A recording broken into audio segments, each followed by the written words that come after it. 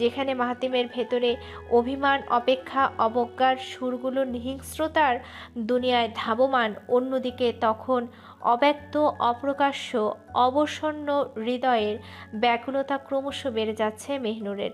সচল মস্তিষ্কের বুদ্ধিদীপ্ত ব্যক্তিচেতনার মাহাতিম প্রিয়তমার একটা ইশারার জন্য অপেক্ষমান। সামান্যতম ইঙ্গিতপূর্ণ অবস্থা দেখলে বুকের মধ্যে টেনে নিতে দেরি সহ্য করবে না। আজ কোনো বিধিনিষেধ, ন্যায়নীতি, আদেশ আজ্ঞাদেশ কিচ্ছু মান্য করবে না মাহাতিম। 4 মাসের যে অসহ্য দহনের অন্তঃক্রিয়ায় সে দগ্ধ ছিল, সেটা রন্ধ্রে রন্ধ্রে উদ্দীপিত হয়ে আশান্বিত চাহনিতে মুখিয়ে আছে।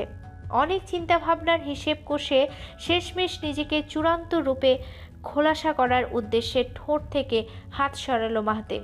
হাত সরানোর অনুকম্পন টের পেয়ে অশ্রুসিক্ত ফোপানো মুখাবয়বটা তার দিকে চক্ষু কপাট খুলে তাকালো। নিস্তব্ধ রুমটার শব্দহীন অবস্থার ভেতর দৃঢ় কণ্ঠে বলল মাহাতিম, তোমাকে নতুন করে কিছুই বলার নেই মেহনুর। জেনে শুনে যেহেতু তোমার মতো ইন্ট্রোভার্ট ধরনের মেয়ে বিয়ে করেছি, এতে দোষটা আমারই দোষ যে তোমার উপর নিজের সমস্ত কিছুর ভার রাখতে চেয়েছিলাম। আমার প্রফেশনাল লাইফের সব টার্মে সাকসেস অ্যাচিভ করতে পারলেও তোমার কাছ থেকে ন্যূনতম যোগ্যতাটুকুও জুটল না মেহনুর। নয়তো তোমাকে ফোর্স করেছি দেখে তুমিও ভয়ের চোটে আমাকে অনুভূতির আশ্বাস দিয়ে ফেলেছ। তোমাকে দোষ না দিলেও তোমার প্রতি প্রচণ্ড ক্ষোভ কাজ করছে, রাগ লাগছে, অসহ্য লাগছে। এক নিঃশ্বাসে কথাগুলো ছেড়ে দিয়ে মাথা নিচু করলো মাহাতিম। বিষণ্ণ ভারাক্রান্ত মন নিয়ে লম্বা লম্বা নিঃশ্বাস ছাড়তে লাগলো। দৃষ্টি দুটো বিছানার উপর মলিনভাবে স্থির হয়ে গেছে। ছোট ছোট টুকরোর মতো তার মনটা আজ চূর্ণ বিচূর্ণ। চোখ বন্ধ করে যাতনার প্রতিটি দংশিত নিঃশ্বাস ঠোঁট খুলে ছাড়ছে মাহাতিম। অনবরত নিঃশ্বাস ছাড়তেই ব্যথার গ্লানিটুকু ভেতরে চেপে অতি কষ্টে ধীরভাবে বলতে লাগলো, আমাকে ছেড়ে যেতে পারো মেহনুর, তোমাকে বাধা দেব না। হাতের উল্টো পিঠে কেবল চোখ মুছতে যাচ্ছিল মেহনুর। কর্ণধারে বিষাক্ত কিছু শোনার পর মূর্ছার মতো স্থির হয়ে গেল সে। চোখ মোছার হাতটা ধপ করে কোলের উপর পড়ে গেল। শরীর নিংড়ে যেন শেষ শক্তিটুকু কেউ শুষে নিচ্ছে। অবশ অচল অকেজো অবস্থার মতো দেহটা যেন যে কোনো সময় টলে পড়বে।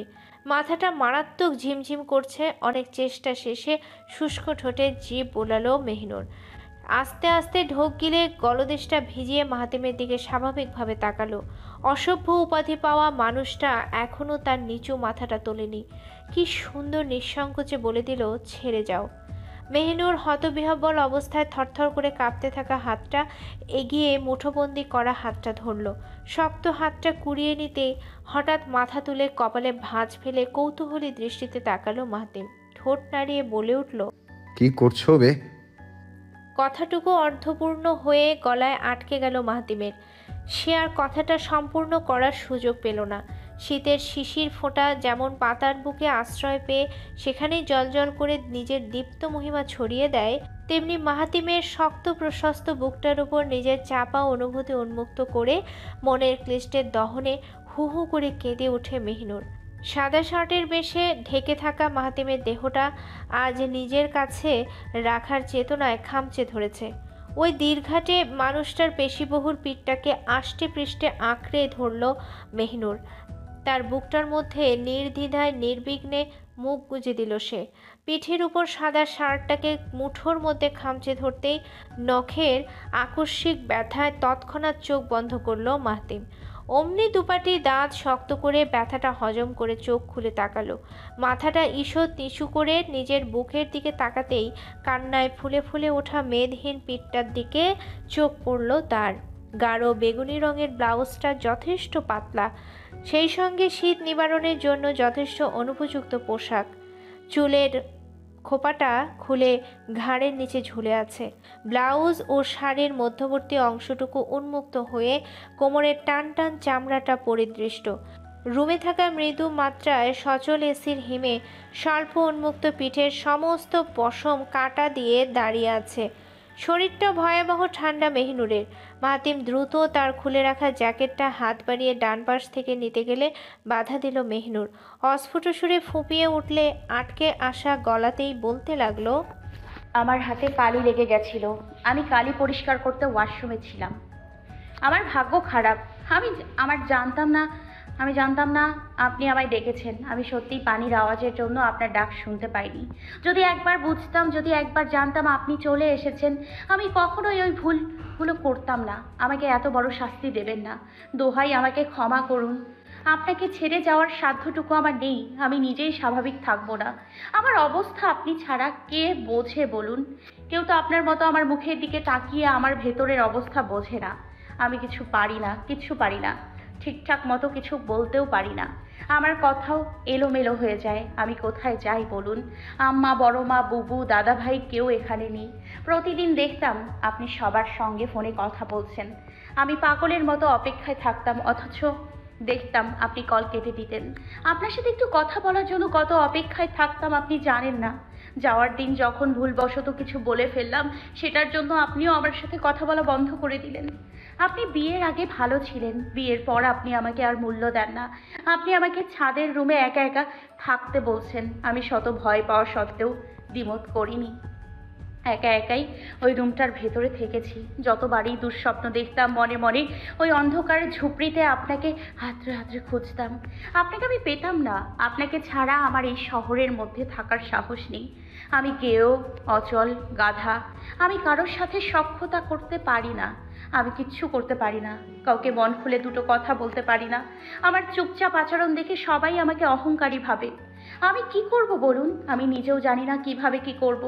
আমি কখনো মানুষের সাথে মিশিনি। আপনি শাস্তি দিতে চাইলে কঠোর কঠোর শাস্তি দিন। আমাকে মেরে ফেললেও আমি কিচ্ছু বলবো না, কিন্তু ছেড়ে যাওয়ার কথা বলবেন না। গ্রামের গেঁয়োদের মতোই রেখে দিন।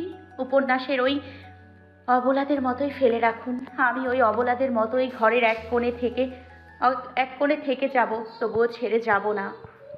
জমাটবদ্ধ কথাগুলো ব্যক্ত করে প্রচণ্ড ক্লান্ত অনুভব করছে মেহনুর। নাক টেনে একটু স্বস্তির অনুভব করলে চোখের ফোলাভাবের জন্য এখন চোখ খুলে তাকাতে পারছে না। নাক বন্ধ হওয়ার ফলে ফিসফিসিয়ে মুখ নিয়ে নিঃশ্বাস টানছে। মাথা ভারী হয়ে প্রচণ্ড টনটন করে ব্যথা করছে। পিঠের উপর হাত দুটো শিথিল করতেই মুঠো থেকে সাদা শার্টটা মুক্ত হয়ে গেল। নিস্তেজ পরিবেশটা শুনশান শব্দে জীর্ণশীর্ণ অবস্থায় পরিণত হলো। দূর থেকে হুটহাট ট্রাক চলার গম গম শব্দ ভেসে আসছে। সেই সঙ্গে দু একটা বেতাল সুরের হর্নও শোনা যাচ্ছে। মেহনুর অনেকক্ষণ পর স্বাভাবিক হওয়ার জন্য বুক থেকে মাথা উঠাতে গেল, কিন্তু ক্লান্তির জন্যই হোক বা অন্য কোনো কারণে সে কোনোভাবেই মাথা তুলতে পারল না। প্রথমে ভেবেছিল মাথা ভারী হওয়ার কারণে এমন সমস্যাটা হচ্ছে, কিন্তু সেই চিন্তাকে ফাঁকা করে আসল ব্যাপারটা ধরতে পারল মেহনুর। অনুমানটা ঠিকঠাক ধরতেই হঠাৎ কানের কাছে মৃদু সুরের কণ্ঠ শুনতে পেল। রাতটুকু থেকে যাও, আমি কিচ্ছু করব না। চোখ খুলেও অন্ধকার ছাড়া কিছু দেখতে পাচ্ছে না মেহনুর। হাতটাও ছাড়াতে পারছে না সে। মাহাতিমের বাহু বেষ্টনের মাঝে বন্দী হয়ে ছটফট করার সুযোগ নেই আজ। যদি মাহাদি এই রুমে ভুলবশত ভাই ভাই করতে করতে ঢুকে যায়, তাহলে এলাহি কাণ্ড ঘটে যাবে। মেহনুর আগাম বিপদ দেখে উদ্ধার পাওয়ার জন্য মাহাতিমের পিঠে হাত ছুঁয়ে ছুঁয়ে বলতে থাকে, মাহুদি আমাকে ছাড়া ঘুমোতে পারে না। আমি ওকে মোবাইল ধরিয়ে বোধ করে চলে এসেছি। ওকে একটু দেখে আসি, ছাড়ুন। মেহনুর বহু চেষ্টা চালিয়ে হাত দুটো টেনে এনে মাহাতিমের বুক বরাবর ধাক্কা দিল। লাভের লাভ কিছুই হলো না, উল্টো বাহুযুগলের মাঝে চাপ খেয়ে দম বন্ধ হবার উপক্রম হলো। মেহনুর বারবার অনুনয় বিনয় করতে লাগলো ছেড়ে দেওয়ার জন্য। মাহাতি যদি দেখে ফেলে, তাহলে মার্জার কানে যেতে এবার কেউ বাধা দিতে পারবে না। এদিকে মাহাতিম এক কান দিয়ে ঢুকাচ্ছে, অন্য কান দিয়ে সুরঙ্গের মতো সুরসুর করে বের করে দিচ্ছে। ধস্তাধস্তির এক পর্যায়ে সত্যি সত্যি রুমের বাইরে থেকে ভাইয়া, ও ভাইয়া বলে ডাক শোনা গেল। কণ্ঠটা চিনতে পারলো দুজনেই মারাত্মক চমকে উঠে হাত জোড়া শিথিল করে দরজার দিকে তাকালো। মাহাতিমের তো ইচ্ছে করছে ফাজিলটাকে পিটিয়ে তক্তা বানাতে। এদিকে মেহিনুর তো ভয়েই জব্দ। দরজার দিক থেকে দৃষ্টি সরিয়ে দুজনেই একে অন্যের মুখের পানে তাকালো। মেহনুরের অবস্থা দেখে মাহাতিমের বড্ড হাসি পাচ্ছে। প্রেম করার সময় যেমন বাবার ভয়ে মেয়ে লুকিয়ে থাকে, তেমনি একটা ভাবভঙ্গি ধরে ভীতু বনে আছে মেহনুরের কপালের উপর থেকে ছোট ছোট চুলগুলো ডান হাতে তর্জনী দিয়ে সরিয়ে দিতেই হাসতে হাসতে বলল মাহাতিম, ঘরে স্বামী রেখে দেবরের সাথে লুটুপুটি, ছি ছি ছি, আমার মান সম্মান ইজ্জত অর্জন সব শেষ করলে। মেহিনুর কপট রাগ দেখে ভ্রু দুটো কুঁচকাল। ক্ষীণ রাগের রেশে বলে উঠল, আপনি কার সাথে কিসের তুলনা দিচ্ছেন? মাহাতিম হাসি থামিয়ে চোখ স্বাভাবিক করল। আপাতত উত্তর না দিয়ে মেহিনুরকে কম্বলের নিচে আপাদমস্তক ঢেকে শুতে বলল। মেহিনুর কথার পিঠে প্রশ্ন ছোড়ার সাহস পেল না। ধাওয়া পাল্টা ধাওয়া প্রশ্ন ছোড়ার নিয়ম স্বামীর সাথে খাটানো ঠিক না। বড় মার কাছ থেকে প্রাপ্ত শিক্ষা নিয়ে সেই মতোই কাজ করলো মেহিনুর। এদিকে দরজা খুলে হুলস্থুল ভঙ্গিতে ভেতরে ঢুকলো মাহাদি। রুমে ঢুকতেই ভাইয়ের দিকে দৃষ্টি নিক্ষেপ করে গম্ভীর সুরে বলল, ভাইয়া, এই তুমি আমার বউকে কোথায় লুকিয়ে রেখেছো? ও নিজের রুমে নেই, মায়ের রুমেও নেই, কিচেনেও নেই, কোথায় ও? মাহাতিমও পাল্টা উত্তর ছুড়ে দাম্ভিকতার সাথে বলল, রাতে কি টাটকা চর খেতে এলি? লাগাবো? লাগালে কিন্তু ওই সাইড দিয়ে ভাত চিবাতে পারবি না। আলমারির ডান দাঁড়টা খুলে কাঠের ড্রয়ারটা টান দিল মাহাতিম। মাহাদির কথাটা স্পষ্টভাবে কানে শুনেছে সে। ফাজেলের বউগিরি স্বভাব আজ কেমন করে ছুটিয়ে ছাড়বে সেটার জন্য জম্পেশ একটা শিক্ষা রেডি করেছে। কম্বলের নিচে ভয়ে কাহিল অবস্থা মেহিনুরের। যদি কম্বলটা খপ করে টান মারে তাহলেই খেলা শেষ। মাহাদি নিজের উত্তর না পেয়ে মুখ কাঠিন্য করে কোমরে দু হাত রাখল। ভাইয়ের কাছে কয়েক কদম এগিয়ে এলে মাহাতি ঠাস করে ড্রয়ার লাগিয়ে আলমারির দ্বার বন্ধ করলো। মাহাতিম কাঙ্ক্ষিত বস্তুটাকে ডান হাতে কায়দা করে পেঁচাতে থাকলে পেছন থেকে মাহাদি ফের বলে উঠল, তুমি আলমারিতে ওকে লুকিয়ে রেখেছো, তাই না? চোখ দুটো খিঁচুনি দিয়ে হাসি আটকালো মাহাতিম। ভুলেও পিছু ফিরে তাকালো না। পেছন থেকে ভাইয়ের অবস্থাটা ভ্রুকুচকে পর্যবেক্ষণ করতে থাকলে হঠাৎ কম্বলের দিকে নজর চলে গেল। কম্বলের অমন ভুতুরে কাঁপুনির নড়াচড়া দেখে পায়ের নখ থেকে মাথার চুল পর্যন্ত শিউরে উঠল মাহাদির। হরর সিরিজের দৃশ্যপট মনে পড়তেই ও মাগো ভাইয়া বলে চিৎকার দিয়ে তৎক্ষণাৎ মাহাতিমকে পেছন থেকে জাপটে ধরল। হুট করে চিৎকারের কারণ বুঝতে পারল না মাহাতিম। সাথে সাথে মাহাদির দিকে ঘুরে দাঁড়ালে মাহাদিকে কারণ দর্শাতে বলল। মাহাদি ঢোকের পর ঢোক গিলতেই চোখ মুখ খিঁচে তর্জনী তুলে বিছানার দিকে ইশারা করলো। ইশারা করতে দেরি অমনি ঘরের বাইরে পা চালিয়ে ভো দৌড়ে ছুটে পালালো। দু হাতে কম্বল সরিয়ে শোয়া থেকে উঠে বসলো মেহিনুর। হাসতে হাসতে মুখ দিয়ে কথাই বেরোচ্ছে না তার। মাহাতিমও সেই অবস্থায় নিজের হাসি সামলাতে না পেরে হো হো করে হেসে দিয়েছে। আচমকা হাসি থামাতে থামাতে মাহাতিমের দিকে মুগ্ধ নেত্রে স্থির হয়ে গেল মেহিনুর।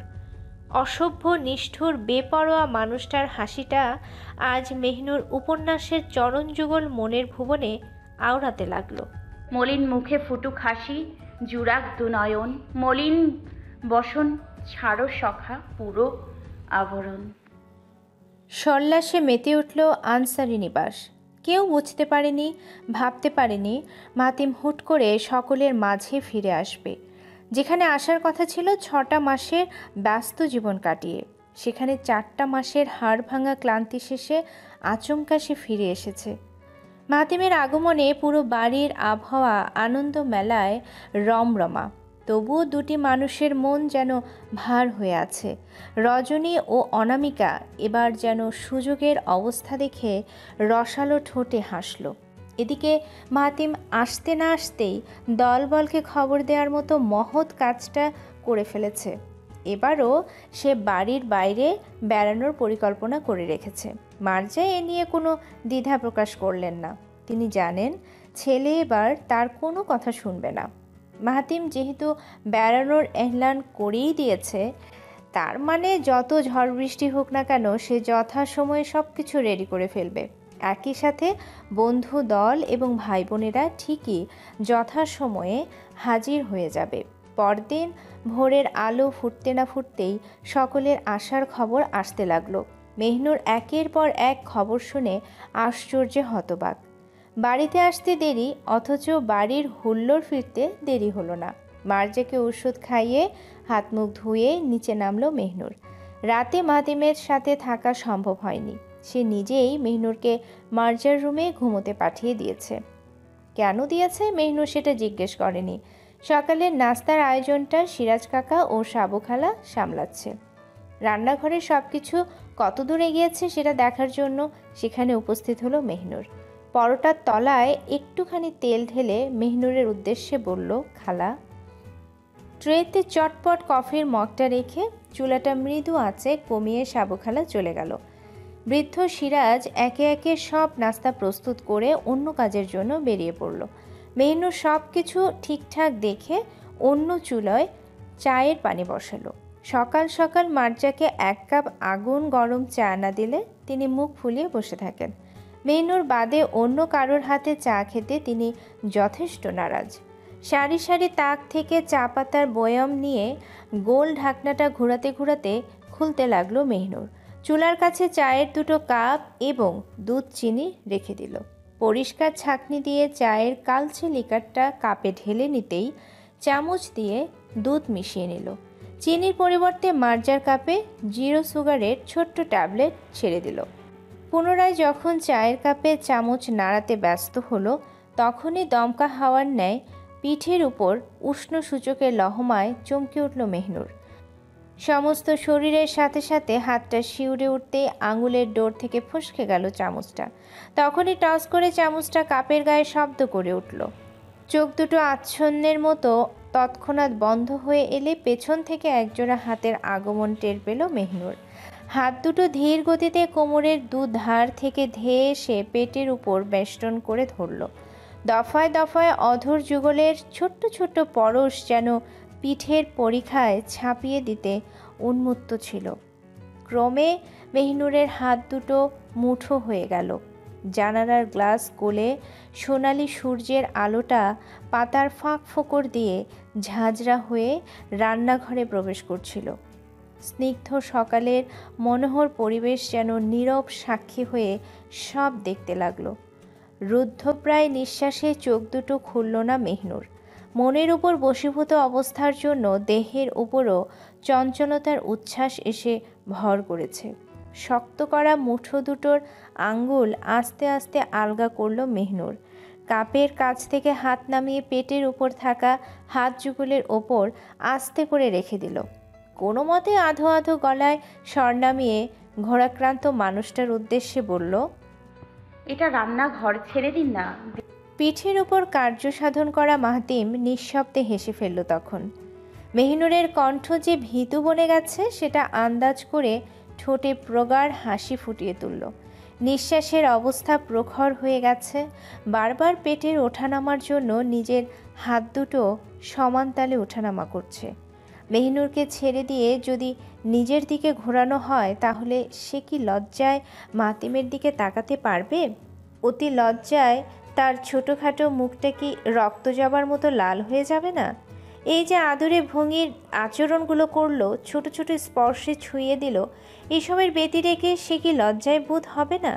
মুখটা নিজের দিকে ঘোরাতে নিলে, চোখ দুটোয় দৃষ্টি মেলাতে নিলে, তখন কি দুহাতে লজ্জামাখা মুখটা তাড়াতাড়ি ঢাকবে না?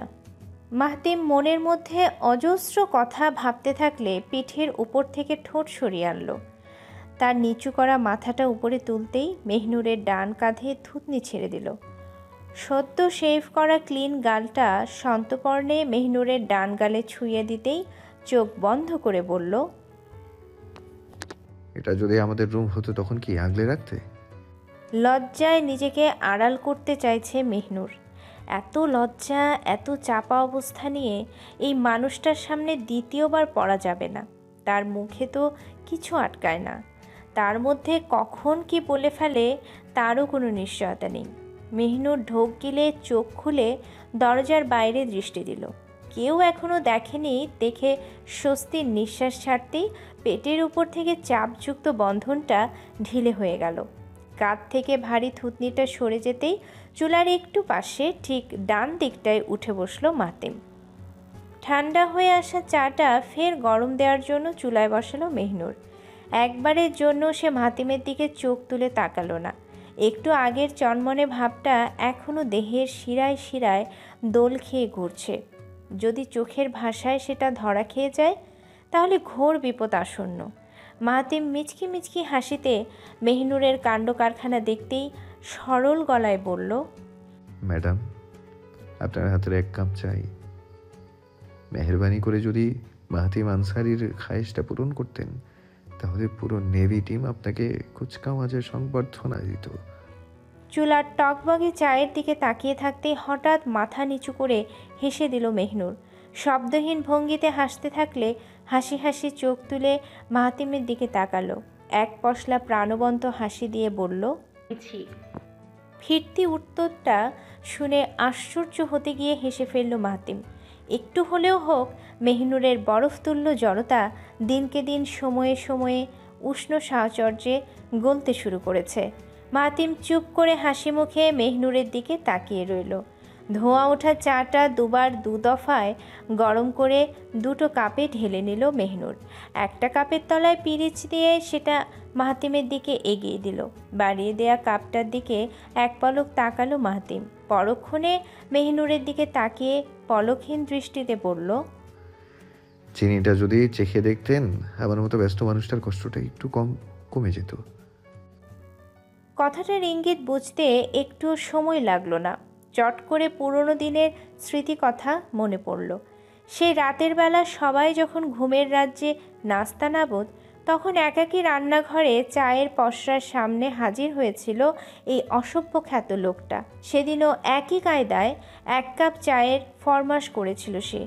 বুদ্ধির উপর ভেলকি দিয়ে মেহনুরের চুমুক বসানো কাপে সে নিজেও ঠোঁট লাগিয়ে চুমুক দেয়। ফ্যালফ্যাল করে তাকিয়ে থাকা কৌতূহল কিশোরীর কাছে নিজের আর্দ্র অনুভূতি ব্যক্ত করে লোকটা। আজও এই লোকটা তার কাছে মনের রুদ্ধদ্বার খুলে আবদারের বায়না চেয়ে বসেছে। মেহনুর ইতস্তত ভঙ্গিতে নত মাথায় কাঁচুমাচু করতে থাকলে হঠাৎ মেহনুরের পেছনে থাকা দূরবর্তী দরজায় দৃষ্টি থমকে গেল মাহাতিমের। সাবু খালা রান্নাঘরে ঢুকবে কি না সেটা নিয়ে হাঁসফাঁস করছিল। তার এদিক ওদিক করা দ্বিধাপূর্ণ দৃষ্টি যখন একজোড়া তীক্ষ্ণ দৃষ্টির পানে পড়ল, সে ভয়ে ভূত দেখার মতো শিউরে উঠে কয়েক পা পিছিয়ে গেল। তাড়াতাড়ি করে নিজেকে স্বাভাবিক করার ধান্দায় জোরপূর্বক হাসি ছুড়ে দিল, কিন্তু আফসোস, লাভ হলো না। ওই তীক্ষ্ণ দৃষ্টি তার ধারালো ভয়াবহ চাহনি দিয়ে ভেতরের খ্যাপাটি ভঙ্গিটা এমনভাবে প্রকাশ করল, সাবুখালা এক সেকেন্ডও দাঁড়ানোর স্থিতিতে রইল না। ভীতিগ্রস্ত মুখ নিয়ে তৎক্ষণাৎ সেখান থেকে পালিয়ে যেতে বাধ্য হলো। এদিকে মেহনুর নিজের প্রশ্নবিদ্ধ অবস্থাটা কোনো মতে কাটিয়ে চায়ের কাপে ঠোঁট চেপে দিল। ছোট্ট এক চুমুক দিয়ে মাহাতিমের দিকে ঠেলে দিল কাপটা। মেহনুর লজ্জাহত অবস্থার জন্য চোখ তুলেনি। যদি একবার চোখ তুলে মাহাতিমের দিকে তাকাতো, ভয়ে হয়তো সহজলভ্য আচরণটা আর কখনোই দেখাতে পারত না মেহনুর। দিনের আলোটা নেভার কৌশলে কমলা বর্ণের চাকাটা পশ্চিমে এখন ডুবুডুবু করছে। সূর্যের তেজি ভাব হ্রাস পেয়ে ঠান্ডা বাতাসের ঢল নেমেছে। প্রকৃতির মাঝে দেখা যাচ্ছে বেগুনি আকাশের দারুণ আদিক্ষেতা। সেই আকাশের ডানা ঝাপটে নেড়ে ফিরছে পাখিদের ব্যস্ত দল। কিছু কুচকুচে কাক কুৎসিত ডাকে কাঁ কাঁ করছে। বাতাসের জোরালো ঝাপটা খেয়ে গাছের পাতারা কল্লোল করছে এখন। দিক বিদিক ছেয়ে যাচ্ছে নীরবতার চাদর। শহরের হুল্লোড় কমতে কমতে কয়েকটা হর্নের বাজনা শোনা যাচ্ছে। টাইলসে বাধাই করা পরিষ্কার ছাদের রেলিং ধরে দাঁড়িয়ে আছে মাহাতিম। তার পাপড়ি ভরা নয়ন দুটো আকাশের উপর ন্যস্ত। আজ বাইরে যাওয়া হয়নি বলে চুলের উপর জেলের আস্তরণ পড়েনি। জেলহীন চুলগুলো বাতাসের সান্নিধ্য পেয়ে থেমে থেমে উঠছে। গাঢ় বাদামি রঙের শার্টটা এখন কালো হুডির নিচে ঢেকে আছে। বুকের কাছে হুডির চেইনটা লম্বালম্বি করে খোলা। ওই চেইন খোলা অংশ দিয়ে দেখা যাচ্ছে ভেতরের বাদামি শার্টটার প্রথম বোতামটা খোলা থাকার কারণে বাতাসের ঝাপটা লেগে বুকের কিঞ্চিত অংশ উন্মুক্ত হয়। আবার বাতাসের ঝাপটা কমে গেলে আগের অবস্থায় ফিরে আসে। পরশুদিন কক্সবাজার যাওয়ার জন্য পরিকল্পনা করছে মাহাতিম। তার ফিল্ডের মূল ঘাঁটিটা চট্টগ্রাম শহরে। সেখান থেকে কক্সবাজার সমুদ্র সৈকতে কতবার গিয়েছে সেটা অবশ্য বেহিসেব। এবার পরিবার নিয়ে বেরিয়ে আসার চিন্তাটা পাকাপোক্ত করেছে শুধুমাত্র মেহনুরের জন্য। মেহনুর আজ পর্যন্ত বাড়ির গণ্ডি পেরিয়ে প্রকৃতি দেখেনি। মাহাতিম হিমেল হাওয়ায় ওই ছাজের মায়ায় চোখ বন্ধ করল। মানসপটের সাদা ক্যানভাসে রং তুলি চালিয়ে বেশ রঙিন ছবি তৈরি করল। সেখানে মেহিনুর নামক হাস্যোজ্জ্বল কিশোরের চোখে মুখে লজ্জার ছাপ, পরনে সোনালি পেরে লাল টুকটুকে শাড়ি, নাকে বিয়ের সাজের মতো সোনালি রঙের গোল নলক, মাথাটা টিকলি সমেত অলংকৃত, হাত ভর্তি বধূর সাজের মতো ভারী মোটা চুড়ি। রং বেরঙের ফুলের মাঝে সুসজ্জিত ছোট্ট ঘরে নূপুরের পদধ্বনিতে আগমন করবে মেহনুর আফরিন। লম্বা ঘোমটার আড়ালে যার সমস্ত রূপ আবৃত থাকবে সেদিন। দীর্ঘদিনের অপেক্ষা উৎকণ্ঠা শেষে তীব্র আকাঙ্ক্ষিত দিনটায় স্বপ্নচারিণীর মেহেদিরাঙা হাত দুটো অধিকারের আবেশ খাটিয়ে নিজের হাতে পুড়ে নেবে। মেহেদির সূক্ষ্ম সৌন্দর্যের ওপর গাঢ় চুম্বনের অষ্টজোড়া চেপে রাখতে দিবাক্ষণ প্রস্তুত যেন। লজ্জায় ভালোবাসায় দুরু দুরু করা বুকটায় একটু সাহস ভরে চোরা নজরে তার প্রাপ্তবয়স্ক সুদর্শন পুরুষটাকে প্রাণ ভরে দেখবে মেহনুর। হঠাৎ দুজনের মাঝে চোখাচোখি হতেই, হ্যালো আনসারি, একা একা এখানে কি করছো? খারাপ লাগছে নাকি? কোম্পানি দিব? রঙিন কল্পচিত্রে কেউ যেন কালি ঢেলে দিল। সেই কালির গাঢ়তা এতই প্রকট হলো, কোনোভাবেই পুরনো চিত্রটা ফিরে পেল না মাহাতিম। চোখের বন্ধ কপাটটা খুলে সঙ্গে সঙ্গে ডানে ফিরে তাকালো। ঠিক পাশাপাশি হয়ে দাঁড়িয়ে আছে অনামিকা। মধ্যবর্তী দূরত্ব দেখে রাগে নিজেই খানিকটা দূরত্ব করে পিছিয়ে গেল মাহাতিম। রেলিং থেকে হাত সরিয়ে ধীরে সুস্থে ট্রাউজারের দু পকেটে হাত গুজে ফেলল। অনামিকার পোশাকে একবার চোখ বুলিয়ে ঘেন্নায় অন্যদিকে মুখ ফেরালো। অনামিকা হাত দুটো ভাঁজ করে লাস্যময়ী হাসি ছুড়ে বলল, honestly speaking Ansari, day by day you are getting handsome. মাসাল ফুলে তো দেখছি হার্টবিট মিসের অবস্থা করে ফেলেছো। তা তোমার ফিগার দেখে তো আমারই প্রেম পাচ্ছে, ওর কি একটুও প্রেম পায় না?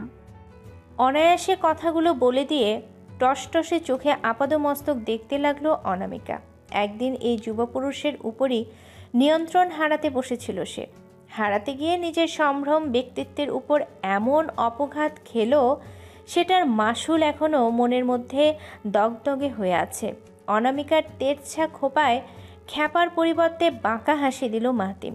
দৃষ্টি দুটো অনামিকার দিকে স্থির রেখে পায়ে পায়ে একদম নিকটে এগুতে লাগলো।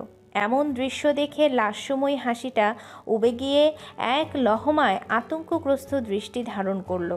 আতঙ্কের আভাসটা অনামিকার চোখে মুখে ফুটে উঠলে বাঁকা হাসিটা গাঢ় করে একদম কাছে নিয়ে গেল মাহাতিম। মাথাটা নিচু করে অনামিকার দৃষ্টিতে দৃষ্টি মিলিয়ে কয়েক মিনিট তাকিয়ে থাকলো। অনামিকা যেন নিজের মধ্যে নেই, সে আবারও অতীতের ভুলের মাঝে হারিয়ে যাচ্ছে। যেই কড়া পারফিউমের ঘ্রাণে দেহের ভেতর নিভু নিভু কোষগুলো উত্তেজনা উদ্দীপ্ত হয়ে যেত, যেই চাহনিতে দৃষ্টি পড়লে নিজের বিবেক আবেগ কাজ করতো না, যে বাঁকা ঠোঁটের হাসি দেখলে বুকের ধুকধুকানি নিঃশ্বাসের ব্যাঘাত ঘটাতে তটস্থ থাকতো, আজ ফের একই অবস্থা হচ্ছে। অনামিকা কণ্ঠ গুলিয়ে ফের তোতলামি ভঙ্গিতে সুর ধরেছে, you are giving me dangerous look Mahatim, please don't do that. Mahatim চওড়া করে হেসে দিল, নিচু গলায় ক্ষোভ দেখিয়ে বলল, ইউ আর জাস্ট ভালগার। আমি সেদিনও তোমায় ঘৃণা করতাম, আজও তোমায় প্রচণ্ড বেশি ঘৃণা করি।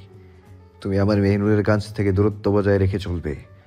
ওর আশেপাশেও যদি তোমার নোংরামির ছায়া ভিড়তে দেখি, গতবার যে হাল করেছিলাম, এবার একদম নৃশংস অবস্থা করে ছেড়ে দেব। তোমার 14 গোষ্ঠীর একটাকেও আমি মাহাতিম ভয় পাই না। পলিটিক্যাল পাওয়ার কত খাটাতে পারো খাটাও, আমিও মুখে চিড়া ভিজিয়ে তামাশা দেখবো না? চুপ আছি তার মানে নিশ্চয়ই এটা না আমি কিছুই করতে জানি না। আবার আমাকে তোমরা উল্টা সিধা যতই বোঝাও, আমার আচরণ কোন পর্যায়ের জঘন্য হতে পারে সেটার প্রমাণ একবার পেয়েছ। এবার যদি ধরি, খুন করে এমন জায়গায় পাঠিয়ে দেব, সারা জনম খুঁজিলেও লাশের অস্তিত্ব খুঁজে পাবে না। বিক্ষোভে ফেটে পড়া বাক্যগুলো শশবস্তে ছুড়ে দিল মাহাতিম।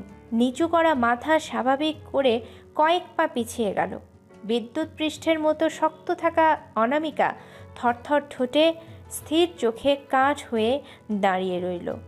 চোখের উপর টলটলে অশ্রুর জোয়ার দেখে একই স্টাইলে আরেক দফা বলল মাহতিম। তোমার রজনী ফবিকে বিশেষভাবে সতর্ক সংকেত দিয়ে দিও, বলে দিও যে এই হাত দিয়ে আমার বুকের ওপর মোচড়ানোর সাহস দেখিয়েছে, ওই হাত আমি সুস্থ রাখবো না।